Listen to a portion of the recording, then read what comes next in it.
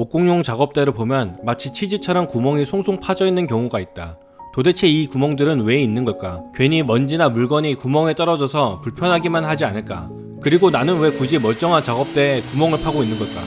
그 이유는 이 구멍이 있어야 작업대를 훨씬 더 유용하게 쓸 수 있기 때문이다. 내용을 너무 질질 끄는 건 누구라도 싫으니 일단 간단하게 설명하자면 이 구멍의 이름은 도구홀이라고 한다. 왜 개구멍이라 부르는지는 모르겠지만 재료를 작업대에 고정하기 위한 구멍이다. 목공을 할 때 재료가 작업대에서 움직이지 않게 고정하는 것은 생각보다 중요하다. 재료가 단단히 붙잡혀 있지 않으면 작업하는 도중에 재료가 미끄러지는 것 때문에 빡치는 것도 있겠지만 그것 말고도 더 큰 이유는 안전에 있기 때문이다. 가장 단순한 예로 목재에 끌질을 하려면 목재를 단단히 고정시켜야 한다. 물론 한쪽 손으로 재료를 붙잡고 한쪽 손으로 끌질을 할 수도 있겠지만 이때 끌에 힘을 주다가 뻑하고 손이 날아가는 경우가 은근히 많다. 이때 반대쪽 손이 재료를 받치고 있다면 끌이 손을 찔러서 심각한 사고가 날 수도 있다. 아니면 라우터로 작업을 하다가 재료를 받치고 있는 손으로 튀어나간다는 경우를 생각하면 정말 끔찍하다. 때문에 위험한 공구를 쓰고 있을 때 손으로 재료를 받친다는 건 어쩌면 굉장히 위험한 행위이고 때문에 안전 목공을 위해서라도 재료를 우리의 신체가 아닌 다른 곳으로 받쳐야 할 필요가 있다. 물론 클램프를 사용해서 재료를 작업대에 고정시킬 수도 있겠지만 이 경우 작업대 바깥쪽으로만 클램핑을 할 수 있고 안쪽으로는 못한다. 게다가 클램프가 없는 쪽은 제대로 고정이 되어 있지 않기 때문에 작업물이 쉽게 밀릴 수가 있다. 이럴 때를 위해서 저 도구홀이 존재하는 건데 이 도구홀을 통해서 재료를 작업대 안쪽에 클램프할 수도 있고 더 이상 밀리지 않는 지지대를 끼워넣어서 받친다든지 그 외에 여러가지 액세서리를 끼워넣어서 재료를 고정하는 게 가능하다. 이것 말고도 대패질을 한다든지 톱질을 한다든지 샌딩을 한다든지 할 때 목재가 단단하게 고정되어 있는 상태에서 작업을 하는 게 유리한 상황이 굉장히 많다. 이번 영상에서는 내가 목공 작업을 할 때 필요한 상황마다 어떻게 내가 목재를 고정시키는지, 내가 쓰는 제품들, 특히나 얼마 전에 내 작업대에 추가된 목공용 바이스, 그리고 아직 나한테 없는 작업대 액세서리들도 간략하게나마 소개해볼까 한다. 목공.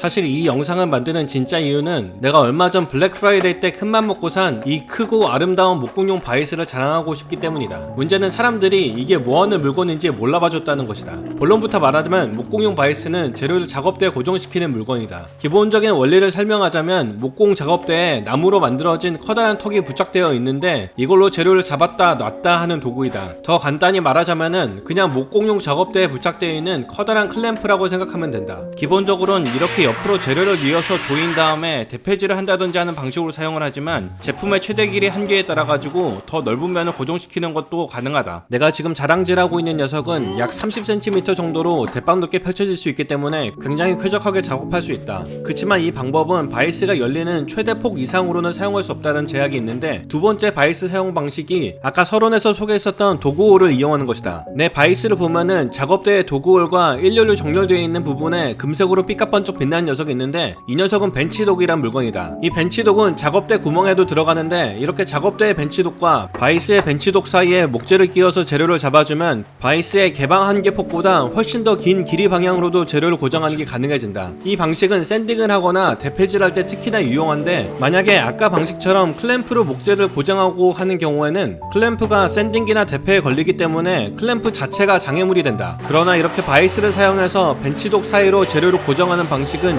윗면에 거슬리는 장애물이 아예 생기지 않기 때문에 아무 방해도 받지 않고 재료도 밀리거나 하지 않으면서 샌딩이나 대패질을 할 수 있다. 이 벤치 도구는 나사를 돌려서 앞뒤로 받침대를 움직일 수 있는 벤치 도구인데 작업대에 바이스가 달려있지 않다면 이런 걸 사용하는 것도 유용하다. 하지만 저 나사를 돌리는 속도가 굉장히 느리기 때문에 제대로 된 바이스가 있다면 굳이 추천하지는 않는다. 그리고 작업대에 바이스를 한 개만 다는 경우도 있고 두 개 이상을 다는 경우도 있는데 나처럼 한 개만 바이스를 다는 경우에는 작업대 측면보다는 끝면에 다는 걸 추천한다. 그래야 이 도구홀과 벤치독을 사용해서 훨씬 더 긴 길이 방향으로 목재를 고정할 수 있기 때문이다. 세 번째 목공 바이스의 사용법은 이렇게 세로로 재료를 세워서 고정하는 건데 이 경우에는 제품마다 차이가 좀 많이 있을 수 있겠다. 사실 대부분의 바이스 제품들, 특히나 내 경험상 저가의 바이스 제품은 이렇게 세워서 고정하는 거는 잘 하지 못한다. 대부분의 바이스들이 가운데에 커다란 나사 한 개, 그리고 양 옆에 커다란 봉이 있는 구조로 되어 있는데 이놈들이 재료를 세울 공간을 막아버린다. 지금 내가 쓰고 있는 바이스는 그 넓이 자체도 일반 바이스보다 훨씬 넓지만 더 중요한 건 가운데가 뻥 뚫려 있고 양 끝에 달려있는 커다란 나사 두 개로 움직인다는 것이다. 영상을 보고 있는 사람이라면 분명히 이 기어들이 뭐하는 걸까 궁금해할 텐데 바로 이 나사를 동시에 움직이게 하는 게 이 기어들의 역할이다. 이렇게 핸들을 돌리면 이 안에 맞물려져 있는 기어가 돌아가게 되고 그게 결국 바이스를 받치고 있는 요 커다란 나사 두 개를 돌려서 작동하는 건데 뭐 이 녀석의 실제 메커니즘이 어찌 되었던 건 중요한 건 가운데가 널찍하게 뚫려져 있기 때문에 얼마든지 목재를 세울 수도 있고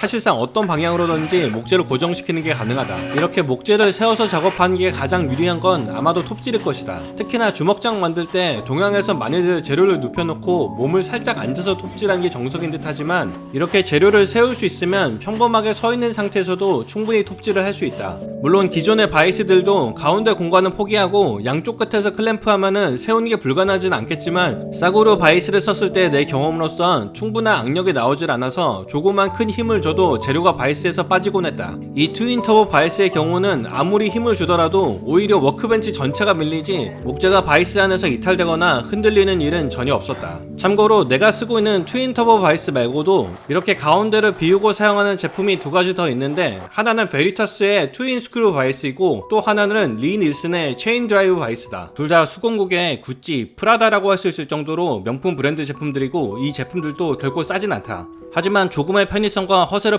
포기한다면은 굳이 이런 하이엔드 바이스가 아니어도 충분히 쉽고 싸게 만들 수 있는 대안이 있다. 바로 막슨 바이스다. 굉장히 간단한 구조의 바이스인데 그냥 목재 블럭에 커다란 스크류 두 개에 너트를 박아두고 턱이 되는 목재에 구멍을 뚫어서 끼운 다음에 핸들로 조이는 방식의 바이스다. 사용 방식이 핸들 두 개를 조였다 풀었다 해가지고 조금은 불편할 수 있겠지만 재료를 잡아주는 악력 하나만큼은 전혀 꿀리지 않는다. 사실 바이스의 진짜 본질은 짱짱한 그립력이기 때문에 조금 편의성이 부족해도 이걸로 못하는 것은 거의 없다. 나도 아마 내 안에 허세가 가득하지 않았었다면은 굳이 이런 비싸고 설치하기 어려운 녀석보다는 싸고 쉽게 만들 수 있는 막슨 바이스를 달았을 것이다. 네이버에서도 목슨 바이스 키트를 검색해보면은 여러 개가 나오니 그중 하나를 사서 만들면 될 듯하다. 물론 이보다도 더 설치가 간단하고 저렴한 바이스도 있겠지만 내 경험상 싸구려는 그립력이 많이 부족했다.